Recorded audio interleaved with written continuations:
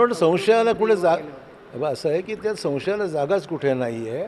कारण की काल आज वृत्तपत्रात तर फोटो छापून आले की ज्या दिवशी हा सामंजस्य करार झाला तो मुख्यमंत्र्यांच्या उपस्थितीत आणि उद्योगमंत्र्यांच्या समक्ष झालेला करार आहे. त्याच्यामुळे सामंजस्याचा करार होत असताना संभ्रम राहायचं काही कारणच नाही आहे. आणि त्याची सामंजस्याची पूर्ण माहिती मार्केटमध्ये आहे. मुख्यमंत्र्यांनी सभागृहात सांगितलेलं आहे. ते म्हटलं की मी संभ्रमात आहे याबद्दल मला संभ्रम दूर होईल आता आता मला वाटतं ह्या सगळ्या चर्चेनंतर संभ्रम दूर होईल त्यांचा.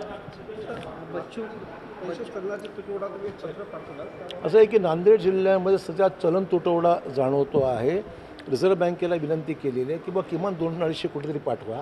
नॉर्मल गरज 400-450 कोटी तरी असते असं माझं माहिती आहे. त्यामुळे साधारण 200-250 कोटी तरी मिळाले. लग्न सरायचे दिवस आहेत.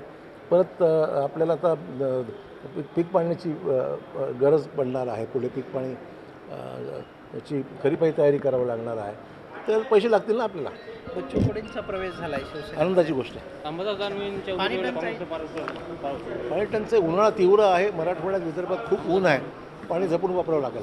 अंबादास काँग्रेसला